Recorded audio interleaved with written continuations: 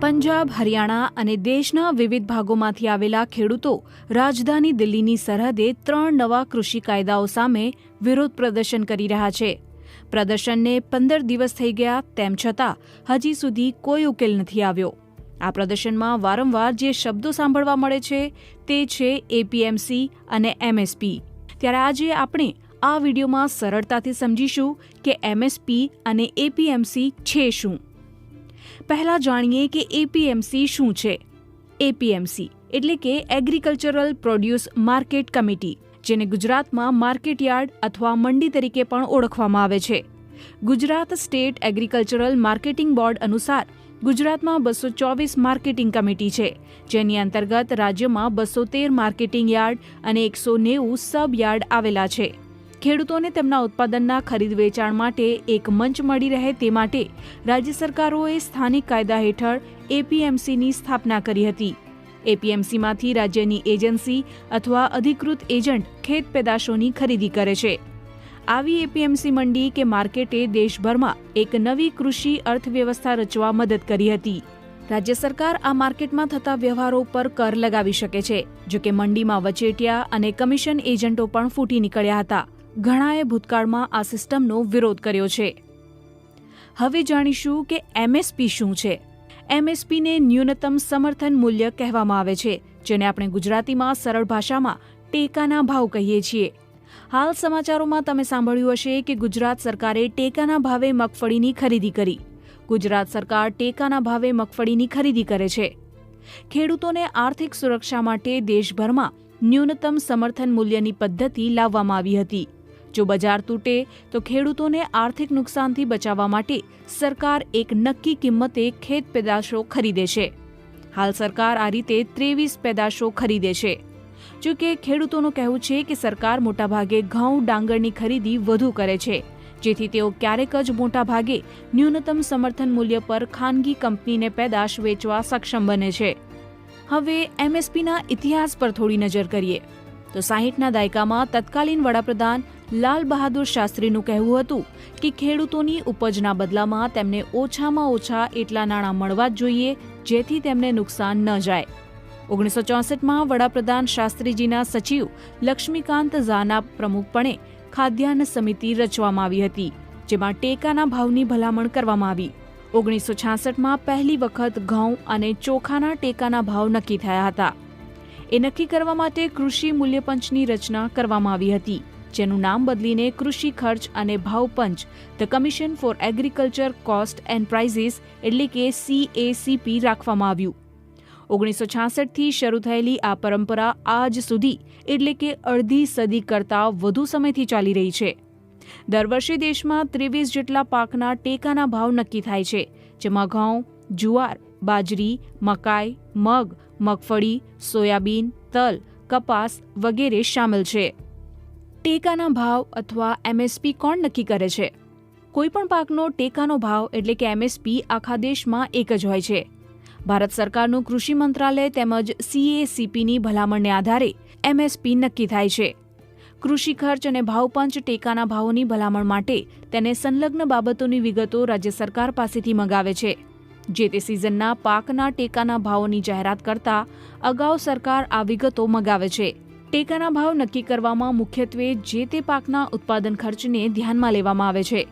પાક ઉત્પાદન ખર્ચની ગણતરી ભારત સરકારની Indian council of agriculture research સંસ્થાએ નક્કી કરેલી પદ્ધતિ પ્રમાણે કરવામાં આવે છે. ખેડૂતો પોતાનો પાક ખેતરેથી રાજ્યની અનાજની મોટી બજારોમાં લઈને આવે છે. એ પાકમાંથી ઘઉં, ચોખા વગેરેને ફૂડ કોર્પોરેશન ઓફ ઇન્ડિયા એટલે કે FCI ટેકાના ભાવે ખરીદે છે. ટૂંકમાં ટેકાના ભાવે ખરીદાતા અનાજની રકમ સરકાર નક્કી કરી દે છે, જેથી એ નક્કી થઈ જાય છે કે ખેડૂતોને પોતાના પાકની એક ચોક્કસ રકમ મળી જશે. ટેકાના ભાવે ખરીદાયેલા અનાજનું શું થાય? તો FCI આ અનાજનું PDS અંતર્ગત રાહત દરે ગરીબોને વેચે છે. PDS ભારતની અનાજ સુરક્ષા પ્રણાલી છે અને વિશ્વની સૌથી મોંઘી અનાજ સુરક્ષા પ્રણાલીમાંથી એક ગણાય છે. જો કે આ વિતરણ પછી પણ FCI પાસે અનાજનો પુરવઠો પડ્યો રહે છે. એપીએમસી અને એમએસપીનો વિવાદ શું છે? કેન્દ્રમાં રહેલી મોદી સરકાર 3 કાયદાઓને લઈને આવી છે. આ કાયદાઓ છે farmers produce trade and commerce promotion and facilitation act 2020, farmers empowered trade and protection agreement on price assurance and farm service act 2020 અને એસેન્શિયલ કોમોડિટીઝ અમેન્ડમેન્ટ બિલ 2020. આ ત્રણેય કાયદાઓની જોગવાઈને લઈને એમએસપી અને એપીએમસીને લઈને વિવાદ છે. પહેલા જોઈશું કે એપીએમસીનો વિવાદ શું છે. 3 કૃષિ કાયદાઓ અનુસાર વર્તમાન એપીએમસીની જેમ જ ખાનગી કંપનીઓને પણ ખેડૂત સાથે કરારબદ્ધ માધ્યમથી કૃષિ પેદાશોની ખેતી, ખરીદી, સંગ્રહ અને વેપાર કરવાની છૂટ મળશે, જેથી ખેડૂતોને ડર છે કે આના કારણે પછી સરકાર તેમની પાસેથી કૃષિ પેદાશો ખરીદશે નહીં અથવા તો ખરીદવાનું ઓછું કરી દેશે, જેમાં ખાસ કરીને ઘઉં અને ડાંગરનો સમાવેશ થાય છે. આનાથી તેઓ સંપૂર્ણપણે બજાર પર નપતા થઈ જશે. નવા કાયદા મુજબ ખાનગી કંપની એપીએમસી બહાર જ આ પ્રકારની ચૂકવણીઓ કરી શકે છે અને તેમણે એપીએમસીને કોઈ ચાર્જ ચૂકવવો નહીં પડે. ખેડૂતોનું માનવું છે કે આનાથી એપીએમસીને સ્પર્ધાત્મક નુકસાન થશે, કેમ કે ખાનગી કંપનીઓ એક ટૂંકા સમય માટે આકર્ષક લોભામણી ઓફરવાળી કિંમતો આપશે અને આખરે તો નુકસાનના કારણે મંડી બંધ કરવાનો વારો આવશે. તેમનું કહેવું છે કે એપીએમસીમાં કામ કરતા એજન્ટ અને વચેટિયાઓનું શું થશે. એમએસપીને લઈને વિવાદ કેમ છે. બીજું એ કે ખેડૂત એપીએમસી બહાર બજારમાં તેમનો પાક ઈચ્છે તેટલી કિંમતે વેચી શકશે, પરંતુ ખેડૂતો બાંયધરી માંગે છે કે જો મંડી બહાર કે એપીએમસી ગમે ત્યાં પાક વેચે તો તેમને ન્યૂનતમ સમર્થન મૂલ્ય તો મળવું જ જોઈએ. તેમને ડર છે કે જો બાંયધરી ન મળે તો ખાનગી કંપનીઓ ભાવ તોડવા માટે ખેડૂતોને નિશાન બનાવશે. ખેડૂતોનો આરોપ છે કે એપીએમસીને બંધ કરવાનું આ પ્રથમ પગલું છે, પણ સરકાર તેનો ઇનકાર કરે છે. ખેડૂતોને એ વાતનો પણ ડર છે કે જો ખાનગી કંપનીઓ આવશે તો સરકાર ખરીદીમાં ઘટાડો કરી નાખશે. પ્રદર્શનકર્તાઓનું માનવું છે કે આ કાયદાને લીધે સરવાળે ન્યૂનતમ સમર્થન મૂલ્યથી તેમને વંચિત કરી દેવાશે. ખેડૂતોના યુનિયનોનું પણ કહેવું છે કે એમએસપીથી ઓછી કિંમતે કૃષિ પેદાશની ખરીદી ક્રિમિનલ ગુનો બનાવવામાં આવે અને સરકાર નવા કાયદામાં ઘઉં અને ડાંગરની ખરીદીને કાયદાનો ભાગ બનાવે. નવા કૃષિ કાયદાને લીધે ખેડૂતોને બીક છે કે હવે ખાનગી કંપનીઓ બજારમાં આવશે અને બજાર તેમજ વિતરણ વ્યવસ્થા ખોરવાઈ જશે. સરવાળે ટેકાના ભાવની વ્યવસ્થા બંધ થઈ જશે. જો કે કાયદામાં એપીએમસી મંડીને બંધ કરવાના અથવા તો દૂર કરવાનો ઉલ્લેખ નથી, ન તો ન્યૂનતમ સમર્થન મૂલ્ય પદ્ધતિ ખતમ કરવાની વાત છે. તેમ છતાં ખેડૂતોને ડર છે કે આ કાયદાઓના માધ્યમથી ખાનગી કંપનીઓની એન્ટ્રી થવાથી તેમની ચિંતા વાસ્તવિકતામાં પરિણમશે. સરકારનું કહેવું છે કે નવો ખાનગી વિકલ્પ ઊભો કરવાથી પારંપરિક એપીએમસી માર્કેટ અને પછી ખેડૂતો તથા ગ્રાહકો બંનેને ફાયદો થશે.